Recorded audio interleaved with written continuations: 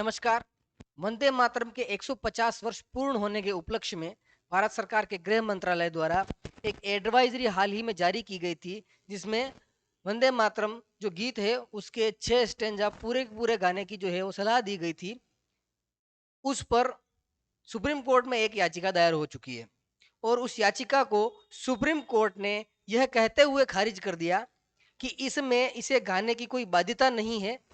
इसलिए इस जो याचिका है इस पर सुनवाई नहीं की जा सकती। लेकिन सुप्रीम कोर्ट के वकीलों और जो याचिकाकर्ता के वकील हैं उनके बीच में तीखी नोक-झोंक हुई और बड़ी तर्कपूर्ण बातें जो है उसके उन दोनों उनके बीच में हुई है। जो सरकार की तरफ से महाधिवक्ता है वो भी इनमें शामिल है। तो इनके बीच में बड़ी तीखी नोक-झोंक हुई है और वो जो नोक-झोंक है वो बड़ी सुनने लायक है। उसमें बड़े अच्छे तर्क दिए गए हैं। अगर आपने इस एडवाइजरी से संबंधित पहले वाला मेरा वीडियो नहीं देखा है तो वो आप चैनल में जाकर देख सकते हैं। इसमें यह बताया गया था, ये सलाह दी गई थी कि जो वंदे मातरम जो अपना राष्ट्रगीत है उसके 6 जो स्टैन्ज़ा हम इतने दिन तक जो है 2 स्टैन्ज़ा गाते आ रहे थे, बाकी के 4 स्टैन्ज़ा को है वो सारे के सारे गाने की जो है वो सलाह उसमें दी गई थी। और जहाँ कहीं पर भी राष्ट्रगान जो है वो गाया जाता है तो उससे पहले वंदे मातरम जो है गाने की सलाह दी गई थी। राष्ट्रपति के आने या जाने पर, राज्यपाल के आने या जाने पर, आदि आदि कोई समारोह होता है, राष्ट्रीय कार्यक्रम होता है या स्कूलों में है आदि के लिए सलाह दी गई थी। तो बड़े अच्छे तर्क यहाँ पर दिए गए हैं। अगर आप चैनल पर नए हैं तो सब्सक्राइब करें, लाइक करें और शेयर करें। कमेंट बॉक्स में अपनी प्रतिक्रिया जो है वो जरूर लिखें।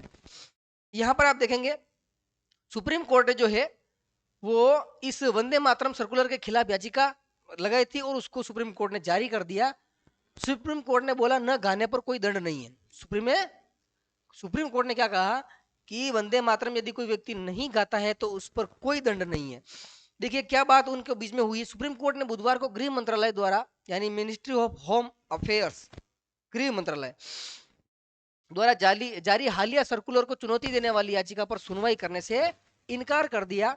यह सर्कुलर आधिकारिक कार्यक्रमों स्कूलों में राष्ट्रीय गीत यानी वंदे मातरम के सभी अंतरे गाने यानी 6 के 6 स्टैन्जा जो हैं, 6 स्टैन्जा हैं वंदे मातरम में, जो 2 अपन गाते आ रहे हैं वो तो हमें याद है।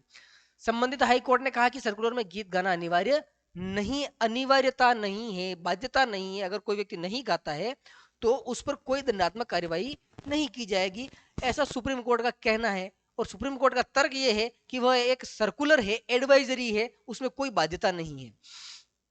कोर्ट ने यह भी नोट किया कि गीत न गाने पर कोई दंडात्मक प्रावधान नहीं है और याचिकाकर्ता द्वारा व्यक्त सामाजिक भेदभाव की आशंकाएं अस्पष्ट है। यानी जो याचिकाकर्ता ने कहा कि इसमें सामाजिक भेदभाव जो है होने की आशंका है, तो इसको सुप्रीम कोर्ट ने खारिज कर दिया। कोर्ट ने याचिका को समय से पहले, यानी ऐसी कोई घटना अभी तक सामने नहीं आई है कि वंदे मातरम न गाने पर किसी के ऊपर कार्रवाई की गई हो, तो समय से पहले ही ऐसी कोई घटना हुई नहीं, तो प्री मेच्योर बताते हुए खारिज कर दिया कि ये प्री मेच्योर घटना है। आप पहले से यहाँ पर आ गए, ऐसी कोई घटना होती और फिर बाद में आते, ऐसा बाद में कहा गया। देखो बात को समझने की कोशिश करना। यहाँ पर जो है एक तो सुप्रीम कोर्ट के वकील हैं अपने पास में 3, चीफ जस्टिस सूर्यकांत और जस्टिस जयमाला बागची और जस्टिस विपुल पंचोली। इसके अलावा जो है सरकार का जो सर्कुलर है उसके सलाहकार जो है, एडवाइजरी जो है उसके संबंध में है। अब अगर देखेंगे तो इसमें याचिकाकर्ता के जो वकील हैं वो संजय हेगड़े हैं और सरकार की तरफ से सॉलिसिटर जनरल जो है वो तुषार मेहता है। संजय हेगड़े याचिकाकर्ता के द्वारा किए गए वकील हैं। इसके अलावा सॉलिसिटर जनरल, महाधिवक्ता जो कि सरकार के वकील होते हैं, तो वो जो है वो तुषार मेहता है। और 3 यहाँ पर जो है चीफ जस्टिस हैं। उनके बीच में बड़ी तीखी नोकझोंक है। देखिए क्या नोकझोंक होती है उनके बीच में।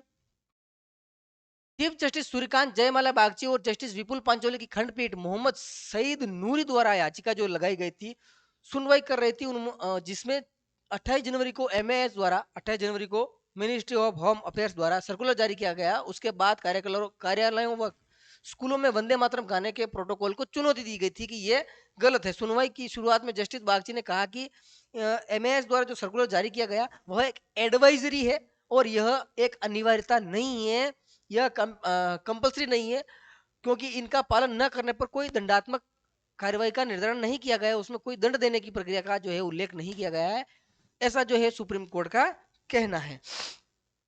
आगे देखिए साथियों, याचिकाकर्ता की ओर से सीनियर एडवोकेट संजय हेगड़े ने तर्क दिया, यानी याचिकाकर्ता की तरफ से जो एडवोकेट थे वो थे संजय हेगड़े। उन्होंने तर्क क्या दिया, भले ही एडवाइजरी का पालन करने पर कोई दंड नहीं है, लेकिन वंदे मातरम गाने के लिए सामाजिक दबाव उत्पन्न हो सकता है। यानी कि उनका कहने का मतलब है कि मान लो 100 लोग, 500 लोग, 1000 लोग खड़े खड़े वंदे मातरम गा रहे हैं और एक व्यक्ति जो है वो साइड में बैठा बैठा खा नहीं, उसको नहीं गा रहा है, उसको इच्छा नहीं है गाने की, नहीं गा रहा है, नहीं गा रहा है, तो ऐसे में क्या होगा, और जो लोग इसे नहीं गाएंगे उन्हें अलग थलग भेदभाव का सामना करना पड़ सकता है कि तूने क्यों नहीं गाया, तू तो देशभक्त नहीं है, तू राष्ट्रभक्त नहीं है, तुझे वंदे मातरम गाने में क्या जो है जोर आ रहा है। उन्होंने कहा उन्हें कंफर्म करने के लिए मजबूर किया गया है, कंफर्म करने के लिए मजबूर किया गया है जो नहीं गाना चाहते उनके लिए।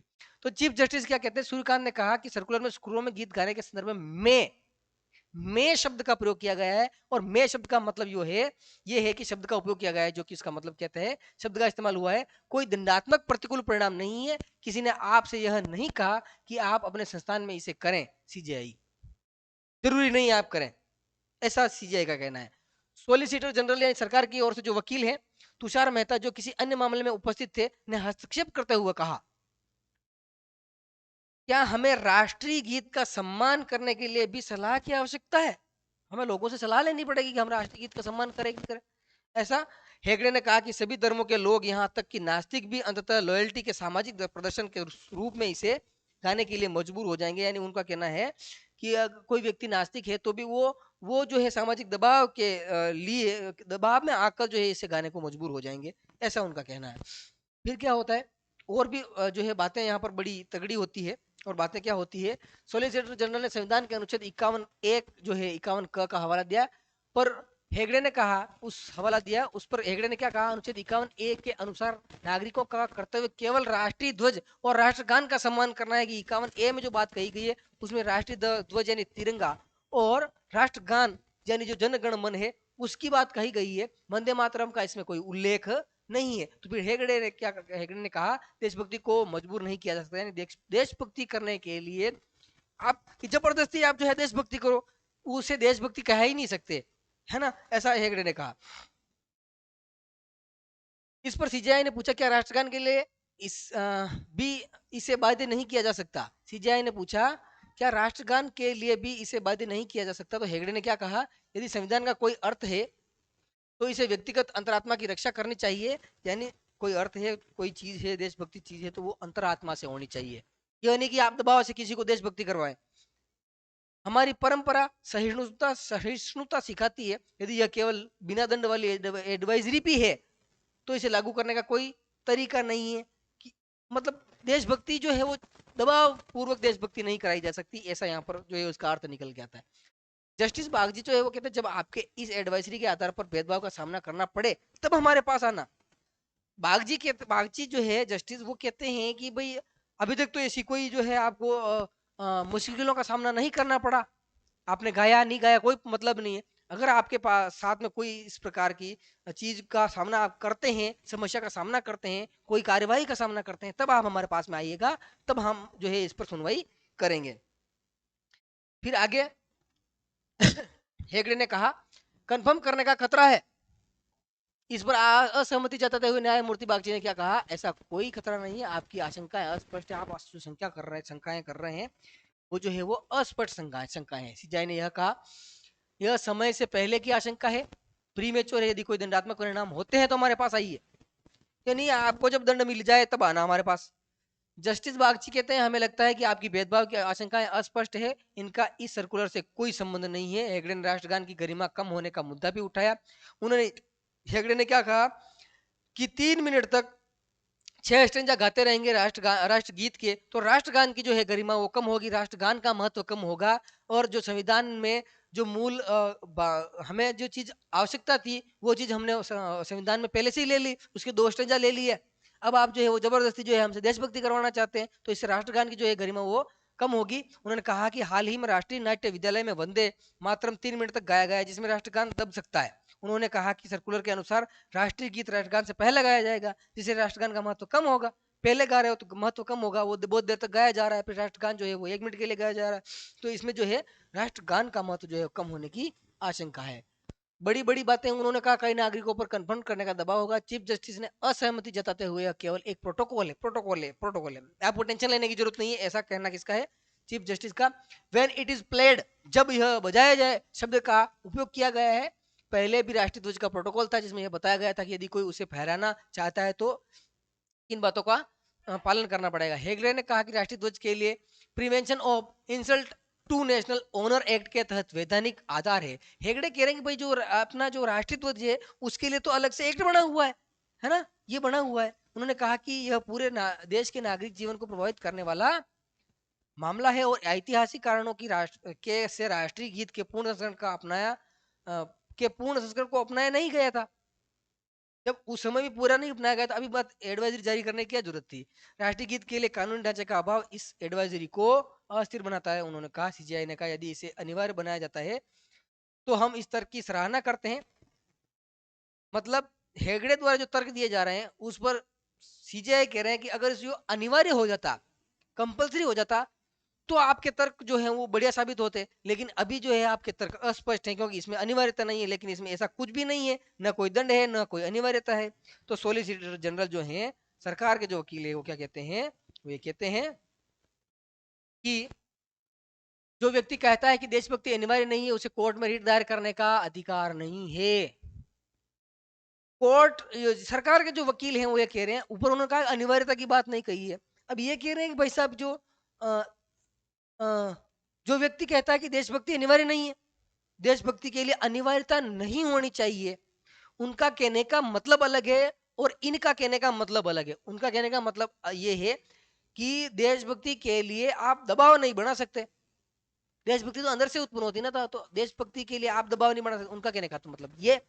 जबकि सोलिसिटर जनरल तुषार मेहता क्या कहते हैं कि जो व्यक्ति कहता है कि देशभक्ति अनिवार्य नहीं है उसे तो कोर्ट में रिट दायर करने का भी अधिकार नहीं है।